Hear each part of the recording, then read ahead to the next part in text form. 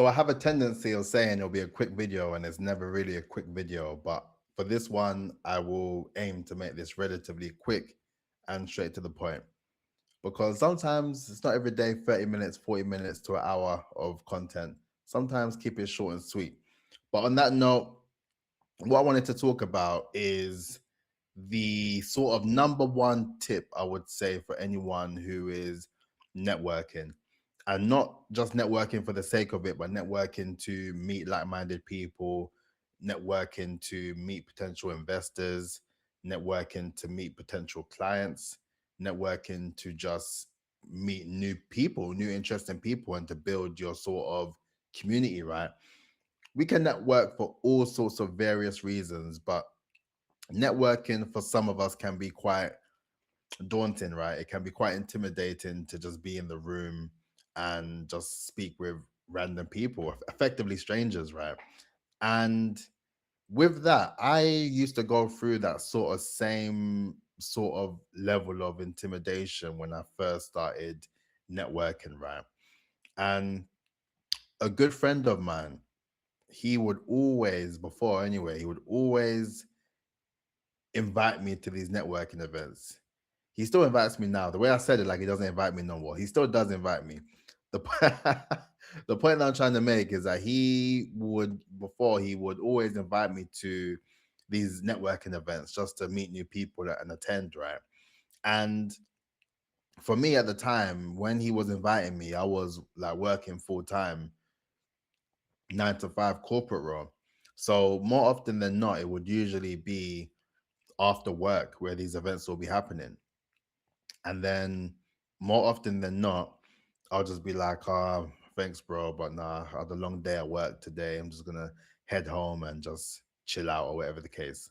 And he always would reach out, no matter what, it would always be another event and he would invite me. And he'd be like, oh, do you want to come to this event or do you want to come to this event?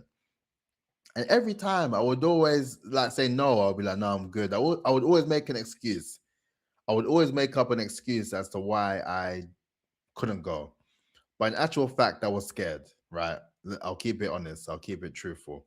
I was scared. I was scared about what people would think of me, weirdly. I was thinking about what I didn't have anything to talk about. I maybe didn't have anything in common, or I didn't have anything to kind of put forward, right? Because at the time, before all of this, I was a big believer that I had to have something ready or have something available to be of service or to be of value to others, right? So when it came down to like networking, for example, before, I was thinking I need to have something available on my side to then have as something worth talking about or something worth offering or something that's readily available, right? I was too much in my head regarding the idea of networking and just meeting people. But the point that I'm trying to make is that he never stopped asking me. And it got to the point where I was thinking, like every time he's asking me, I'm just saying no. Like I started to feel bad, like, no, that's actually out of order of me.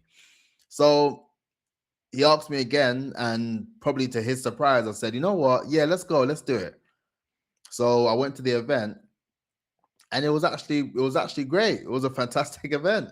And then from that day, I then started to just be a lot more forthcoming with networking events and just going to networking events, even alone. I find it even better to go alone as well, just to really just be comfortable being uncomfortable, right? I just like to put myself in those environments where I can actively meet people. I don't have to rely on having someone there to actually go to these particular events, right? So, with all that in mind, the reason why I wanted to share this tip, because a lot of people, they feel that they have to have something to share or they need to have something ready to talk about or on offer in order to be someone that is valuable in the room, someone that is worth being in the room.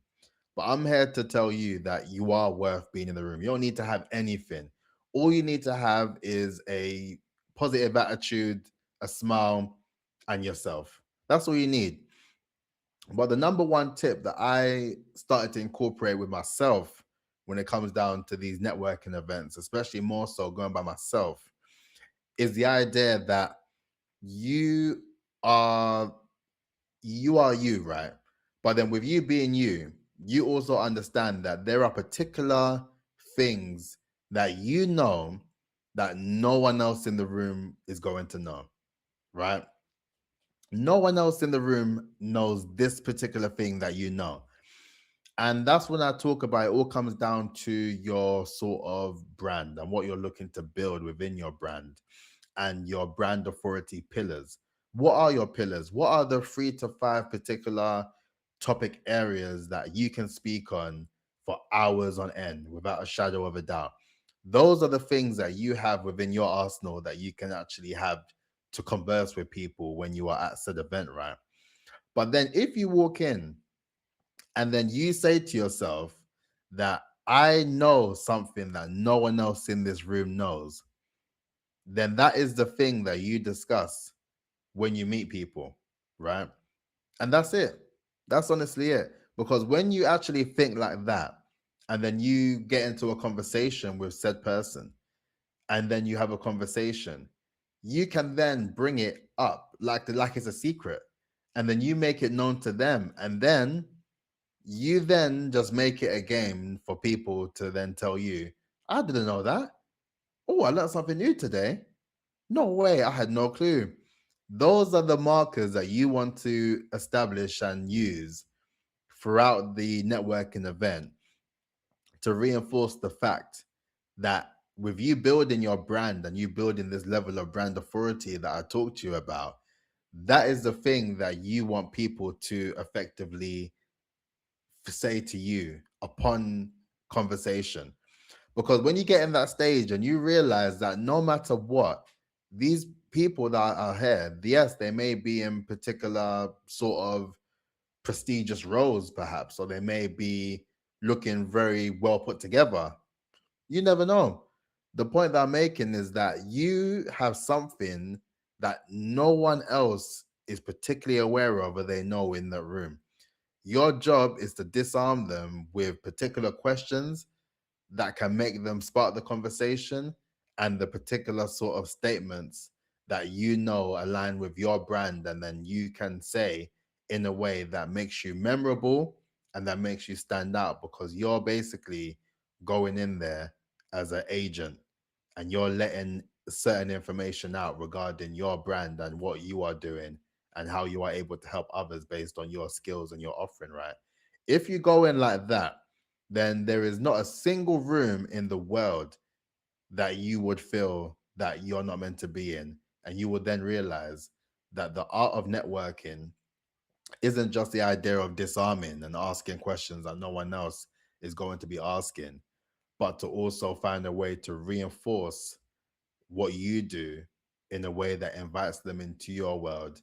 And then they leave knowing that they've learned something new from you and you provided a level of value. Even if it was a 2 minute conversation, make it a 2 minute conversation where you're unveiling all the secrets that they thought they knew, but they had no clue, right? That's it. That is it. Let me know if that helps, and let me know if you want more videos on the tips of networking as well from a branding perspective. Because fortunately for now, I'm always networking. I'm always at these events and just meeting new people as well. And I owe it all to my friend who got me out of my comfort zone to do that as well. So now I'm very much in the same lane helping a lot of other people get outside their comfort zones in order to network and to meet new people as well. So, on that note, please make sure that you like, comment, and subscribe. And I will catch you tomorrow. Peace out. Look after yourself.